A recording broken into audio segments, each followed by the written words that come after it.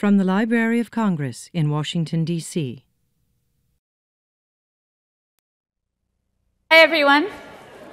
Welcome to the Library of Congress National Book Festival. My name is Abby Nolan, and I review children's books for the Washington Post, which has been a charter sponsor of the festival.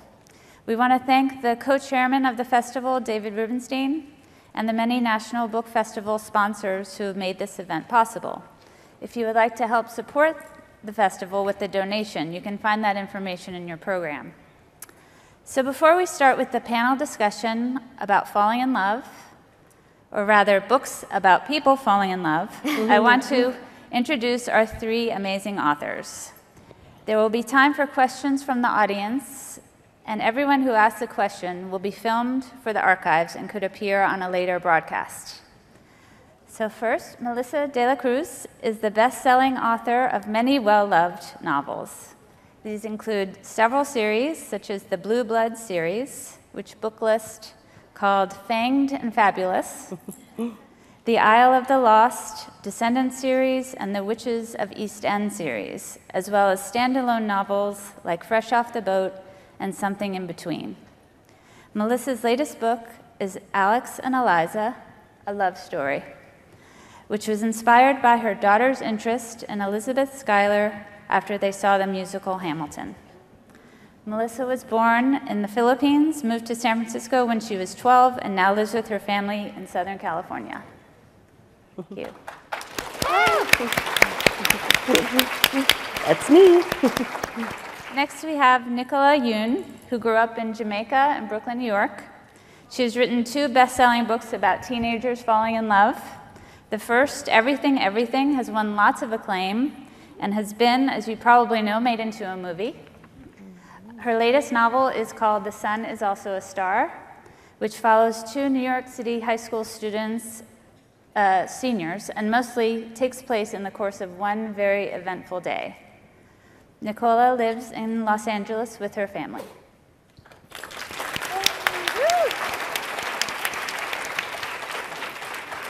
And at the end, we have Sandhya Menon. She was born and raised in India, and some of her love for Bollywood movies can be discerned in her first novel, When Dimple Met Rishi. It is also a best-selling novel, and it follows two Indian-American teens whose parents conspire to arrange their marriage. Sandhya lives in Colorado with her family and pets, and her next book is due next year. So thank you.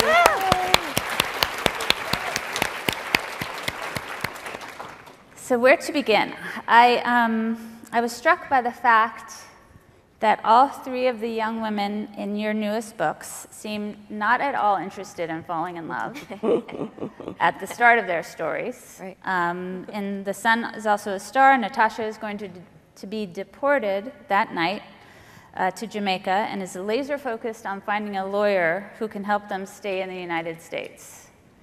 At the beginning of Alex and Eliza, Elizabeth Schuyler doesn't want to put on the fancy gown she's supposed to wear and is much more concerned with the war that's going on around them.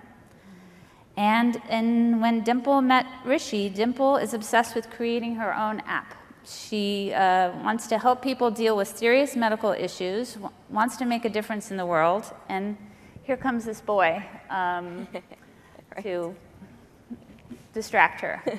So did you all start out with this kind of character, with this scenario, or did that develop as you were writing the books? Who wants to take it?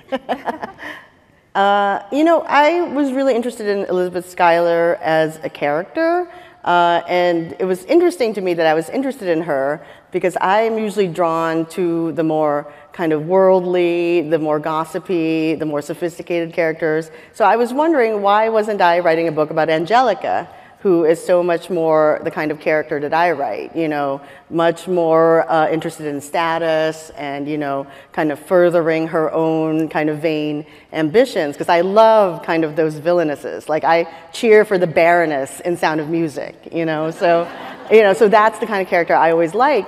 So I said, why am I so interested in Eliza? And I don't know whether it's like the times we are in now, but I just wanted to write about somebody who was a really good person. And I was so drawn to her, the way Alexander Hamilton wrote about his love for her, you know, what drew him to her, you know, and I just felt like she embodied this kind of American, you know, like really true American values, you know, like she was not worldly in the way Angelica was, you know, she was not this kind of flirt who would like commandeer a European ballroom, you know, like she was very sensible, she was very practical. And I think in kind of writing about her character, I wanted to show that she wanted to be part of, you know, the war effort, you know, part of like helping the revolution. Like that's what mattered to her, you know, not falling in love with a soldier, you know, like she wanted to be, you know, somebody who mattered in her own way, and it didn't matter who she married. So that's where that came from.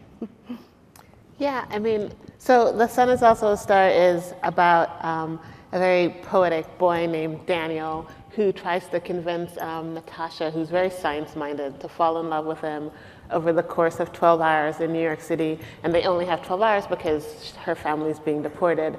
And you know, what I really wanted to talk about in the book is, you know, the idea that science and arts are opposed to each other. Like we always put those things on the opposite end of the spectrum, and people say that they're left-brained or right-brained, and or they're good at math or they're good at English, and as if you couldn't be both, right? I mean, I think most people are reasonably good at both, but we sort of specialize really young. And I think a way of looking at the world is to look at it from both an artistic perspective and from a more scientific one. And I think you actually get a more complete picture of the world that way. And you know, both points of view are true. Like art and science, they're all trying to get at truth. They just come at it from different ways. So given that I wanted to talk about that, and like I really was a big fan of Carl Sagan and sort of the way he was able to take science and bring it down to like a human level, I just came up with Natasha and Daniel. So Daniel is like the boy who doesn't really believe in facts, you know? He's just like, it's fine, it's all about love. And Natasha is like very, very science-minded, right? So she's, you know, like if you can't write it down and prove it and measure it, I don't want to hear about it. And I really wanted to see how I could make these two people come together and come to the place where, you know, the world is made of both of those things. And your brain, it's not mind versus body, it's them together. It is science and art. I mean, all of it makes for love. So I think that's where the book came from. And when Dimple, can you guys hear me? Okay. In When Dimple Met Rishi, I was really interested in playing with the gender stereotypes and kind of reversing them, where we always hear that girls are really interested in falling in love and getting married and having that happily ever after, and boys are more interested in independence and their careers. So I wanted to flip that and have the girl be really independent, career-minded, and wanted nothing to do with love, and the boy to be really a traditionalist and a huge soft romantic. And so that's kind of where Dimple gets her fierceness from. That's great.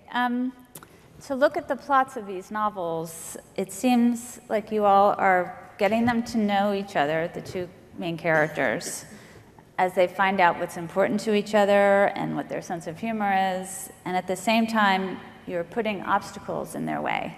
Lost cell phones, misunderstandings, family battles, deportation. How do you manage these warring objectives? Do you have to plot it out, or how do you manage that narrative? Yeah, you know, so Sun Is Also a Star takes place over 12 hours in New York, and when I had the idea, I thought, oh, this is gonna be good. And then what you realize is that it's 12 hours, right? And you have to manage your day, right? Like, what is the average walking speed of the teenage couple, right? Like, what are the train schedules in New York City, and how long does it take to get from this place to that place? And I have an Excel spreadsheet that maps it all out, because the first draft, I think I had 20 hours. It was just like, that does not work. They cannot walk that fast unless they fly. It's like, I mean, like literally with the weight of their hands. And so, yeah, I mean, it's like some of that stuff is just practical, like seriously. Google Maps was my friend because it has train schedules on there now. And they have videos, and you can sort of fly through New York and see the different neighborhoods and map the time it takes. So some of that stuff is just purely practical, get your spreadsheet out and do some math. I wanted to write like a Pride and Prejudice style conflict into my story because, the story of Alex and Eliza seemed like such a fairy tale. This penniless, nameless orphan boy who falls in love with basically a rich American princess. So I thought about, what do families with fortune usually want? They want their daughters to marry men from other similarly landed and, very prestigious families. And that's her family. Her mom, Catherine Rensselaer, was the daughter of the richest family in New York. I mean, they basically owned the entire colony. And then her father was, General Philip Schuyler, who came from another really landed, prestigious family, and he was a general in the Continental Army. And so I wanted to write about how, her family was very wary of, this guy who came from nowhere, asking for their daughter's hand. And, of course, mom. Mom's always a little bit of a villain, wanting, a very rich marriage. So that's where the conflict came from. So I outline, and I always outline my stories. But a lot of the things, like I knew I wanted to start with the ball. I knew I wanted to have, a little bit of conflict. I wanted to show the war. And then I wanted to show, this kind of Pride and Prejudice storyline. So yeah, a lot of it is a lot of planning. Yeah. Similarly, in When Dimple Met Rishi, I knew from the beginning that there would be a lot of obstacles with both Dimple and Rishi and their parents and like familial expectations. And so that was something I plotted out from the beginning. But also as I was writing, what evolved more was like this whole question of being Indian American and belonging to two cultures, and which parts of which culture do I want to accept and which parts don't work for me, and what does that mean when it comes to my family. So that kind of evolved as I wrote. I also wanted to ask you all about this idea of hopeless romantic. I think, Nicola, you talked about yourself as a hopeless romantic, but it seems hopeful, a romantic. And I also wanted to ask about destiny and kismet, and they all kind of come up in your books. And how did you think through that theme? Yeah, I mean, I always say I'm a hopeless romantic, but I think that as a culture we tend to talk down about love, right? And especially when we talk about books and falling in love. But this is my mantra in life, right? Everything is about love. Like no matter, don't let people tell you it's not, right? If it's love of your work, or if it's love of art, or your family, or your kids, or yourself, or another person in a romantic way, everything is about love. It's the thing that everyone wants, or they're recovering from, or they're trying to get. And so, I always write about it. I particularly love romantic love because I love the idea of people falling in love with each other's ideas of the world. And usually people start out thinking that they're so different than someone else. In Sun and Also a Star, you have like the Korean American boy and this Jamaican immigrant, and they start out thinking that they couldn't possibly have anything in common. And I'm married to someone who's American but of Korean descent, and I have more in common with him than I've ever had with anyone in my whole life.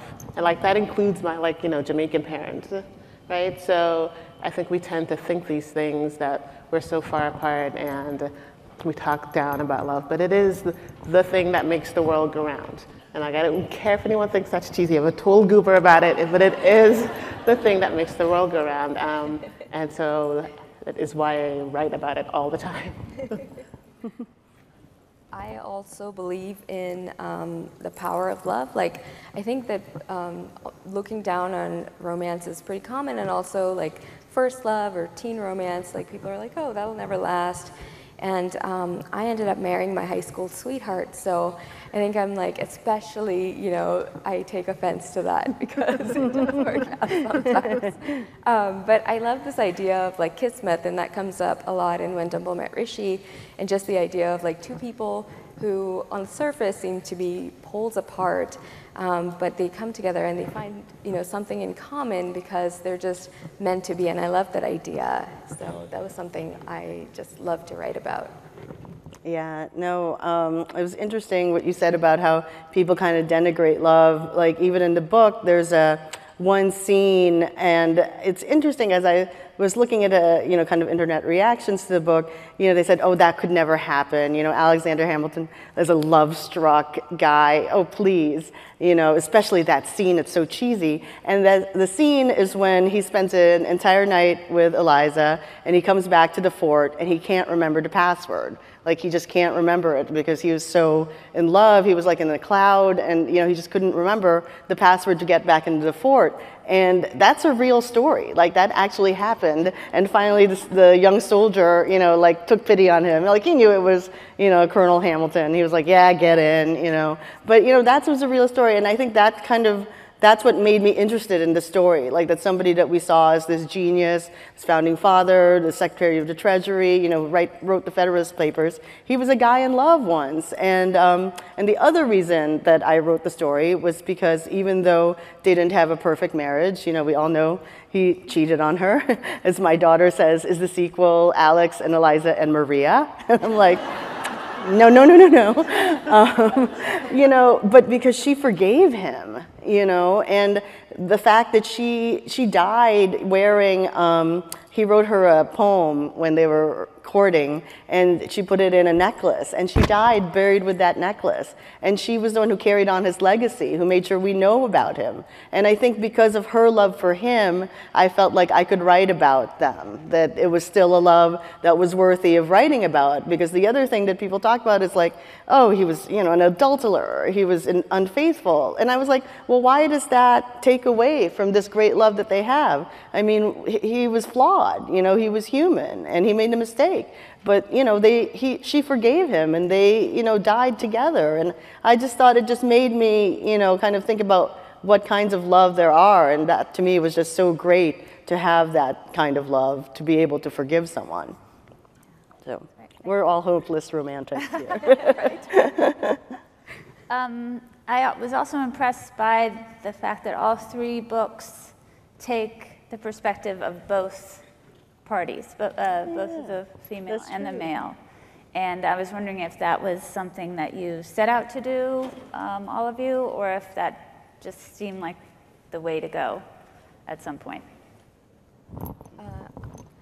I definitely set out to do that. I'd never written in dual POV point of view before, and I thought it would be so fascinating, especially because the characters are so completely different from each other, for the reader to be able to see the love story developing from both their points of view, because they have completely different ideas of what love is and what they want from life, and I just thought it would be really cool to see how it comes together at the end.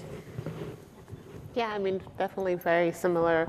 You know, Daniel is the poetic one, right? So he's sort of like all in the air, and Natasha is very science-minded. So I wanted to show the different perspective and them coming to like the common ground. And it was really fun to have them experience the same thing, but like take a totally different message from it, right? Like they would just see it completely differently. And then sort of fall in love with the other person's way of looking at it. Like my husband is like this very, very strange person. And I say that with affection, but like we will agree on things, but he will come at it from completely out of left field. Like you're like, what are you even talking about? And then I was like, oh, you're right. But he gets there differently. And so I wanted to show that, them getting there differently, and how that's sort of cool. No, definitely. And I think because, you know, we wanted to show this love story from both sides, right? It was like, I mean, Alex was just as much a character that I cared about as Eliza, and I think the story would have been a little one note if it was all from her point of view. So I think I like to show, you know, the male perspective. And I also, what's interesting is like all the guys in our books are all the romantic ones. And, you know, that's even like with me and my husband, like I'm much more practical and pragmatic, and he's the one who's the hopeless romantic, you know. So I kind of like that dynamic. So I wanted to talk about awkwardness. These kind of uncomfortable pauses, awkward moments, and they seem to be tied into a kind of a sweetness to the characters, both the men and the young women and the young men. And I don't really remember that in the books that I read growing up, but it seems, you know, kind of to have come to the fore with John Green and Eleanor Park, and I was wondering if that's something that you can speak to. I mean, awkwardness can be glorious. It's Yeah. so just awkward. I mean, it can be so uncomfortable. And like he's so cute, but you're thinking it, and then you're staring, you don't realize you're staring, and there's something in your teeth. And it's terrible, right? Or like the first kiss isn't perfect, but maybe the second one is. I mean, it's just true, right? I mean, God, I was so embarrassing as a teenager. You have no idea. Like I was in love with the high school captain of the high school basketball team, completely in love, and I was not his type. I was like shy and just, you know, read books all the time, but I just loved him. And I called him on the phone, and I was this like anonymous admirer. I don't even know why I'm telling you this story. It's terrible. I was like his anonymous admirer, and he liked me on the phone. And then finally, I was like, I'm going to do the big reveal. I was like, fine, I'll be wearing this. I'll be at the end of the hallway this day, right? Yeah, this is such a mistake. I know. So he is there at the end of the hallway with his friends, his basketball friend buddies. I'm at the other end, and he looked at me and he pointed and laughed. Oh. And it was the worst. I am okay. And thank God, because that guy was a loser, right? And I met the perfect boy for me. But I mean, that awkwardness is just part of life, right? And it's a funny story now. Yeah, right? exactly. It's just true. Yeah, I mean, I think you all capture awkwardness perfectly, you know, kind of exquisitely, and it leads to drama and resolution. And I mean, do you really work on it like every moment? Yeah, I think, you know, you draw from your own life, you know, and there's been you're putting yourself out there, you know. When you told your story, I was like, oh my God, I just remembered so many embarrassing stories, you know, of like telling people that I like you, and like, yeah, I know. It's like, oh, like, oh dear, you know, and it's just part of life of being awkward, and you know, and especially when you're falling in love or you're infatuated, you're so awkward because you're so vulnerable, you know. And I was trying to think of the stories that I read growing up, and you know, they just weren't a lot of stories for teenagers, I think. So I think that's why we don't remember that part of that story, you know, from the past. Like, it is something maybe we're bringing in because YA is so much bigger now, and we can tell longer books and, you know, kind of go deeper into the teen experience. Deeper into awkwardness, definitely. Yeah, it's the same thing for me. I think like I'm naturally a pretty awkward person, and even when I was a teen, I was always the one who would trip, you know, at the most inopportune time, you know, going up to get my diploma, and you know, that kind of thing is horrible. And one of my favorite words is adorkable, and I think like I think that captures that so perfectly, because it is so relatable when people are, you know, embarrassed and they embarrass themselves, and they're just putting themselves out there, and they're so vulnerable. And I think that absolutely needs to be in, especially in teen books. Yeah, because you do make it to the other side, right? I mean, like, if you have that awkward moment, maybe he or she's having the awkward moment too, and then it's cute, and then you end up together and have 5 children. Yep. So I will open it up soon. I want to just ask a couple more questions, and I think there are microphones on different sides. I don't see them though. But in terms of the We Need Diverse Books movement, you all address cultural differences and in the United States, as well as some very serious social issues amid the love and the awkwardness. And I was wondering, is it something that you are thinking about for future projects too at this point? Or I know you also had a novel about deportation, about a girl who's being deported. You know, it's amazing to me to sit here and to be in this industry. I've been a writer for about 20 years now, and when I was starting out, you know, the only Asian writer that I knew was Amy Tan, and I would write my query letters to agents and to publishers saying, like, I want to be like Amy Tan, because she was the only writer I knew of color, from, you know, kind of my background. I'm part Chinese, and to see, you know, the growth in the industry, to celebrate the diversity in the American story, it's overwhelming, really.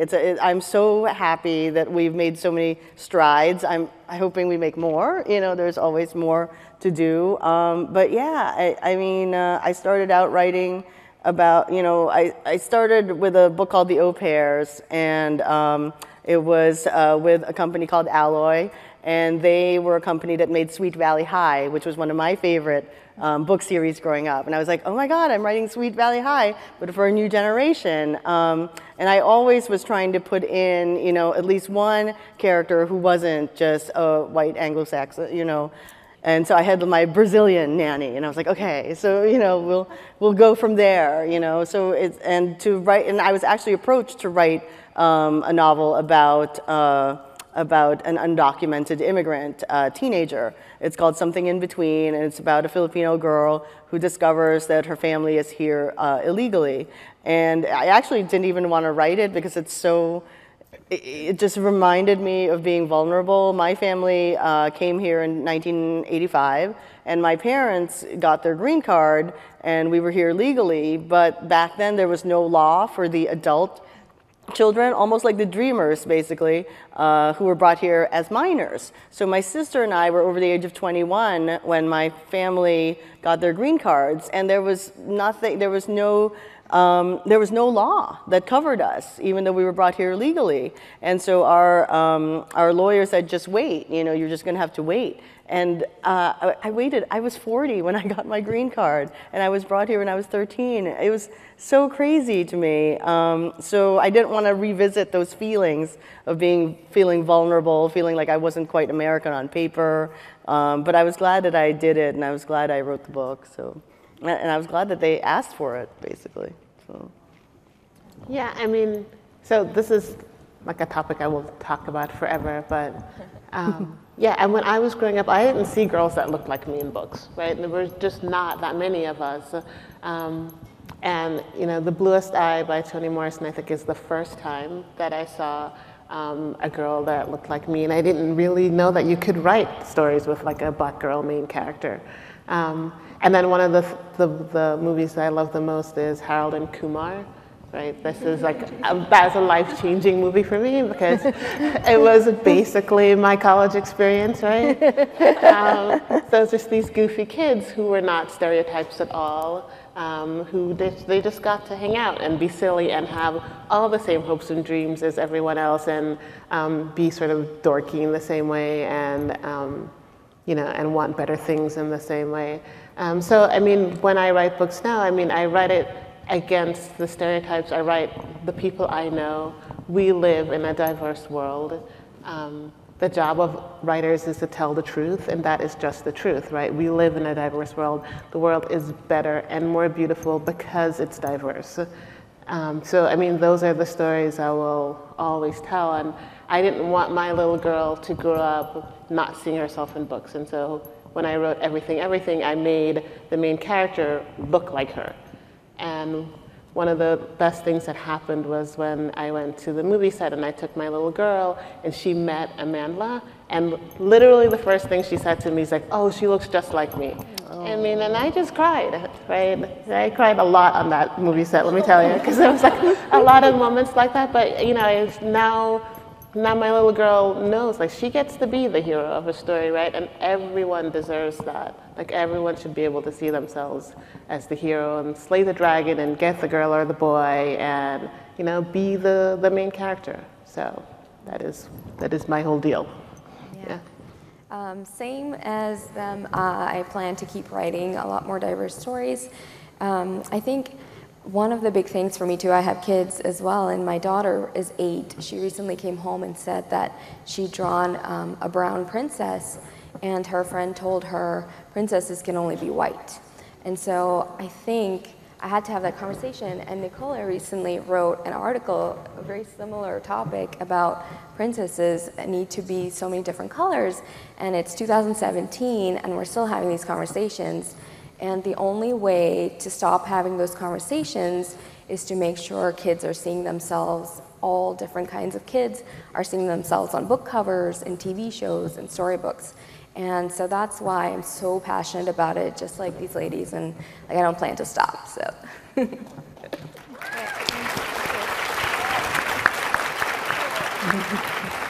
So I think we can open it up to questions if people have questions. I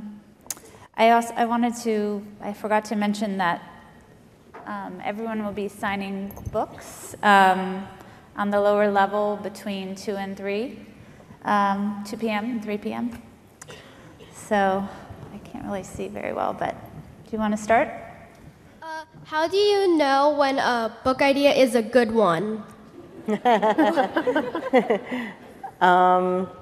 I can feel it, I remember my daughter being really interested in Elizabeth Schuyler, and then I just right then came up with the title. I said, I want to call it Alex and Eliza, because he was never called Alex. He was either Hamilton or Alexander.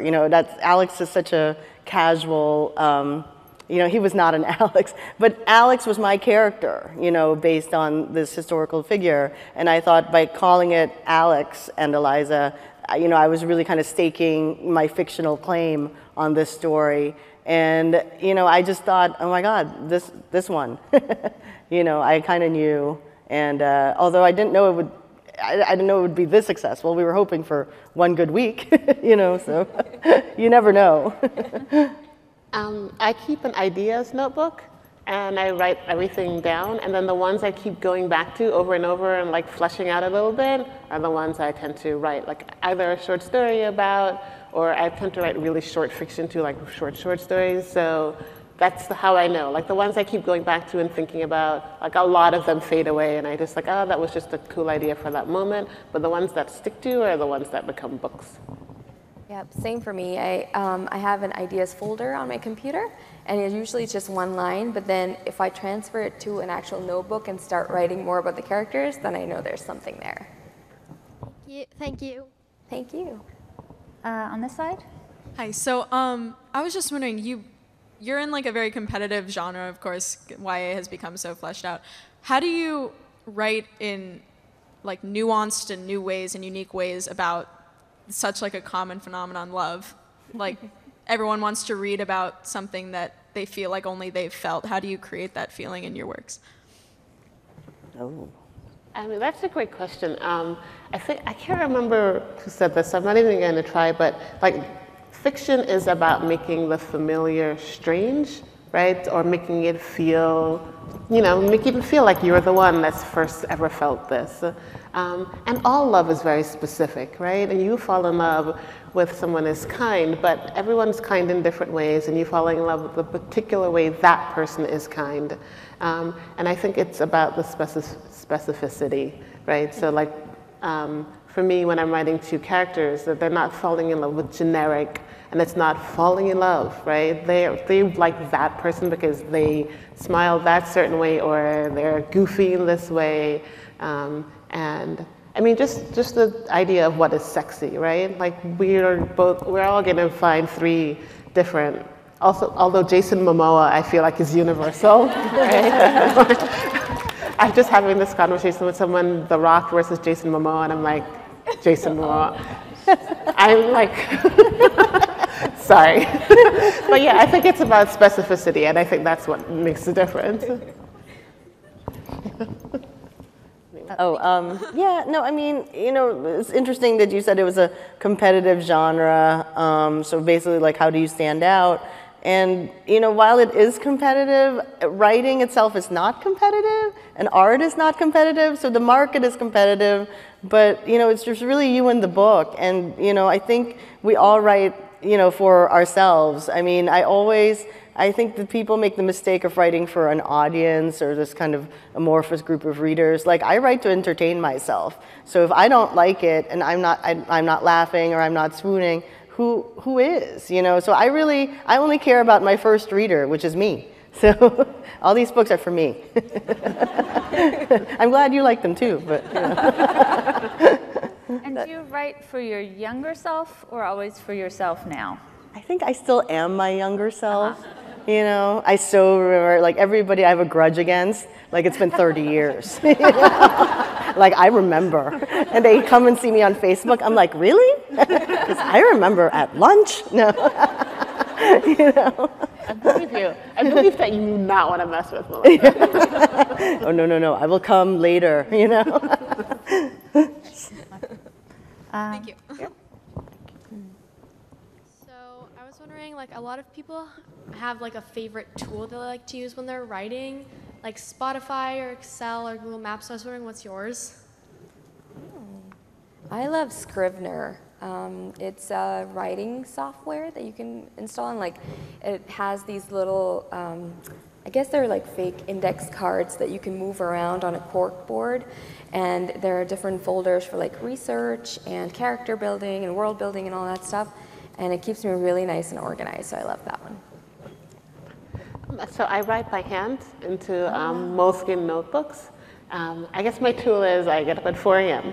I write into this notebook. I eat a lot of kettle corn, like seriously absurd amounts of kettle corn, and I drink a lot of tea. Those are my must-haves. I want to learn Scrivener, like that's on my list. Like, but I can't. I write on Microsoft Word. I usually write in silence. I had a day job for 9 years. I was a computer programmer, and I would write my books, at my job. And so I find an office environment really soothing, and the sound of people typing on keyboards and murmuring into phones. So I'm always joking that I want to go to like a bank and can I just sit here and write, because that's like that's what I need. But yeah, I write in silence, basically. Thank you so much. Okay, on this side? Who is your favorite Schuyler sister?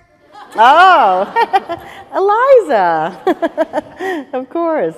No, definitely Eliza. Thank you. So I'm a writer, and I've always kind of wanted to do something with multiple perspectives. And so when you do like dual perspective writing, what's your process? Like, do you alternate, or do you do each perspective all at once? I alternate because that's how the story is unfolding in my head. I don't know if you guys saw Saba speak earlier, but she was talking about this too, where you don't necessarily get the voices right the first time you're writing, right? I mean, everyone always talks about the big bad first draft where the book is terrible. And it really is terrible for the first draft.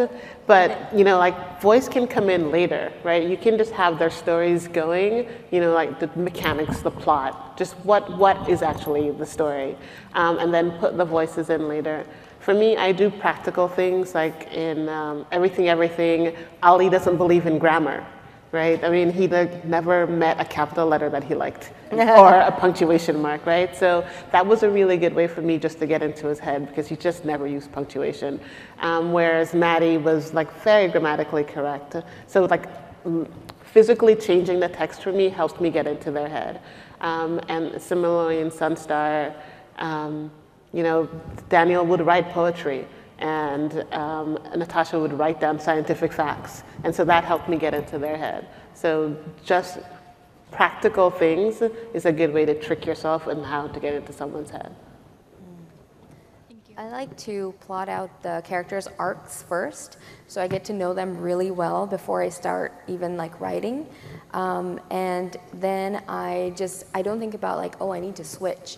At this point, I'll write that character's point of view until they're done with that piece, And then, so I didn't have I didn't have 1,000 words for Dimple and 1,000 words for Rishi. I just did it as it felt natural and let it come to a natural stopping point before I'd switch. Yeah, I do both. I would do alternate, and then I would just get into somebody's POV really deep, and I would just write the next 5 chapters, however much, in that voice, and then go back in and write the other characters. So it would just depend on, what my mood was. Usually in the beginning of the book, I do a lot of alternates, and then as I'm going to the end, I just write in one character all the way through, then go back in and write the other one. Thank you. So I know when I write, I get a lot of influences from outside sources. I know you mentioned you got a lot of inspiration from Hamilton because your daughter liked it and you saw the musical. So how do you take that time to separate your story from the outside inspiration you get it from to make it unique? Yeah, I mean, inspiration and then execution is different. And while I was inspired by the musical, I didn't want to write that story. I knew from the beginning I wanted to write a different story. I wanted to write a Pride and Prejudice style story. I wanted to write about the women. So I did a lot of research of women in revolutionary America, not just Elizabeth Schuyler's biography, but Martha Washington's, Martha Jefferson's. I wanted to really learn about, what did they eat? What did they wear? What did they dance to? It was amazing to me that while the American Revolution was happening in France, it was Marie Antoinette in Versailles, this totally different, you think oh my God, that was during the same time. Yeah, I don't know, I think, it's not interesting for me to write the same story. I think what interests me, I read something that somebody said once, I can't remember who, that all art is a conversation with each other. So it's like a conversation, not just with Hamilton, but with Pride and Prejudice, all these other, wonderful books that I love. And then from there you write your own, I definitely had my own idea. One of the big things in Hamilton is Lin-Manuel's interpretation of it is Angelica, was in love with Alexander and possibly they had an affair. He doesn't really make that clear, but there's definitely, something there. But I watched the musical and then I read all the letters and I thought there's no way that they had an affair. She loved Eliza. They loved each other so much. You could never do that to your sister, and I was like, when you have and I have a sister and I was just like, I just couldn't see it. I could see loving the same person, and wanting, sharing that love, but not in that way. That would be such a huge betrayal. So in my story, that's not part of it. Angelica is much more protective, and yes, she's witty and clever and all that, but she's really interested in status and in making sure that her life is very comfortable, whereas the Hamiltons struggled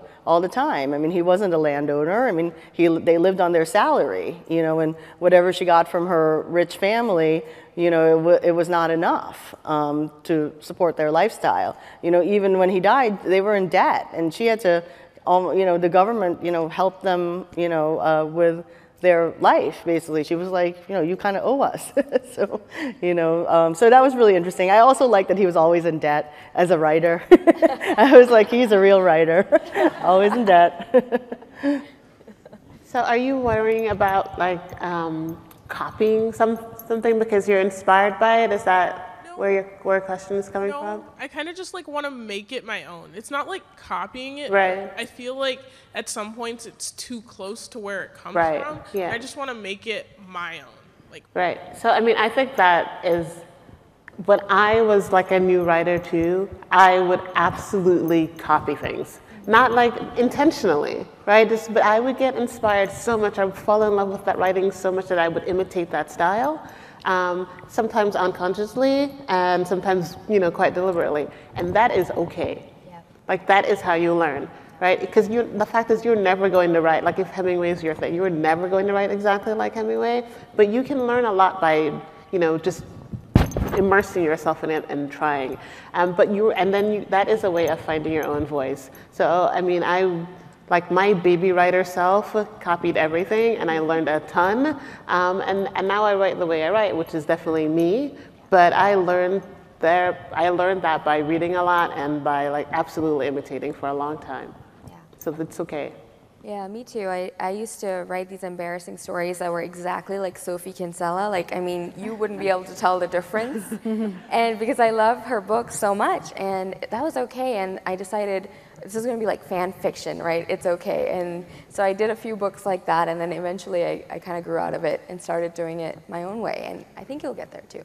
Yeah. Yeah. Let's just keep going. Yeah. You'll find it. For sure. Said? Hi. I was going to ask a question about how does your family and your character's family influence your character's romance? Interesting.